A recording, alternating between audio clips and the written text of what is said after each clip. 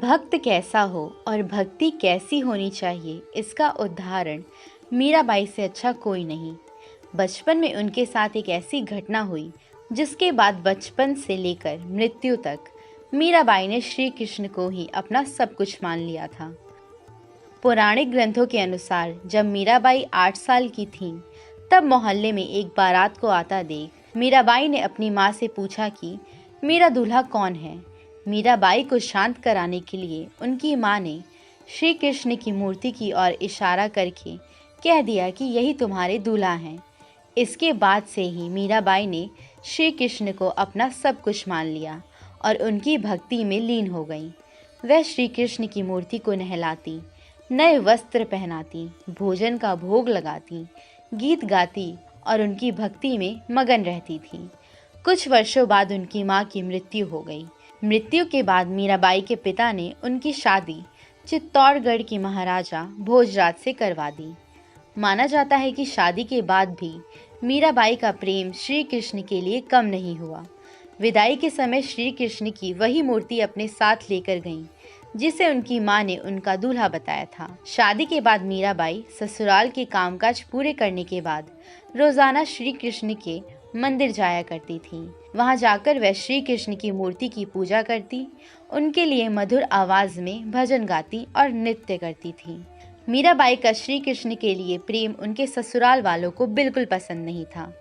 उनकी सास ने उन्हें दुर्गा माँ की आराधना करने के लिए जोर दिया, क्योंकि उनके ससुराल वाले दुर्गा माता में विश्वास रखते थे।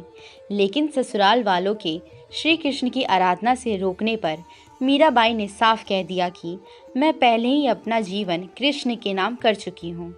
इसके बाद मीराबाई की ननद उदाबाई ने उन्हें बदनाम करने के लिए अपने भाई भोजराज से कहा कि मीरा का किसी के साथ प्रेम संबंध है और उसने मीराबाई को उस व्यक्ति के साथ देखा है।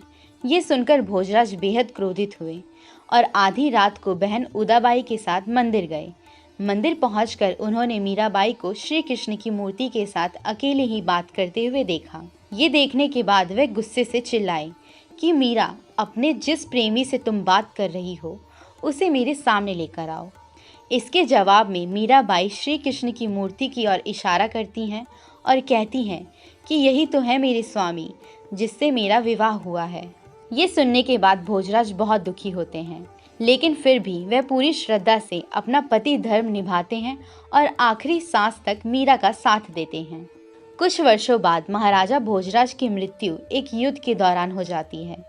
पति की मृत्यु के बाद जब ससुराल वालों ने मीरा को सती होने को कहा तो मीराबाई ने मना करते हुए कहा कि मेरे पति तो श्री कृष्ण हैं, मैं तो इनके नाम का श्रृंगार करती हूँ। पति की मृत्यु के बाद भी मीराबाई शादीशुदा की तरह रहीं। वो हमेशा की तरह श्री कृष्ण की मूर्ति को नहलाया करती, नए वस्त्र पहनाया करती, भोजन का भोग लगाया करती और गीत गाया करती। ये सारी बातें मीराबाई के ससुराल वालों को बिल्कुल भी पसंद नहीं आती थी। इसकी वजह से उनके ससुराल वालों ने मीराबाई पर काफ़ी बुरे आरोप लगाना शुरू कर दिया। महाराजा भोजराज की मृत्यु के बाद मीराबाई के देवर विक्रमादित्य चित्तौड़गढ़ के नए राजा के रूप में चुने गए। उनको श्री कृष्ण के प्रति मीराबाई की भक्ति और लोगों के साथ मीराबाई का मेलजोल पसंद नहीं था, जिसके कारण उन्होंने मीराबाई को मारने के लिए फूलों के हार की एक टोकरी भेजी, जिसके अंदर जहरीला सांप था। मीराबाई ने जैसे ही टोकरी खोलकर देखा तो उसमें श्री कृष्ण की एक खूबसूरत मूर्ति फूलों के हार के साथ रखी हुई थी। इसके अलावा विक्रमादित्य ने मीराबाई को मारने के लिए भरी सभा में प्रसाद में विष मिलाकर दिया। मीराबाई जानती थी कि उस प्रसाद में विष है, लेकिन वो प्रसाद श्री कृष्ण के नाम का था, इसलिए मीराबाई ने उस प्रसाद को खुशी से ग्रहण किया। सब मीराबाई की मृत्यु का इंतजार कर रहे थे, लेकिन श्री कृष्ण की कृपा से मीराबाई पर विष का कोई असर नहीं हुआ। तब लोगों को यह समझ आया कि वह कोई साधारण महिला नहीं है। इतने ज़्यादा अत्याचार के बाद मीराबाई ने चित्तौड़गढ़ छोड़ने का फैसला किया और वह वृंदावन की ओर चली गई। वो जहाँ जाती लोग उन्हें बहुत सम्मान देते। मान्यताओं के अनुसार कृष्ण जन्माष्टमी के दिन मीराबाई श्री कृष्ण से कहती हैं कि ओ गिरधारी, क्या आप मुझे बुला रहे हैं? मैं आ रही हूँ। मीरा को ये कहते सुन वहाँ मौजूद सभी लोग हैरान रह जाते हैं। इतना ही कहते हुए मीराबाई श्री कृष्ण की मूर्ति में समा जाती हैं।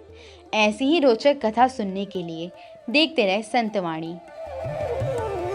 आप हमारे संतवाणी चैनल को सब्सक्राइब करें, वीडियो को लाइक करें, शेयर करें और हाँ, बेल आइकन पर क्लिक करना बिल्कुल ना भूलें ताकि हमारी किसी भी वीडियो की सूचना सबसे पहले आपको मिले।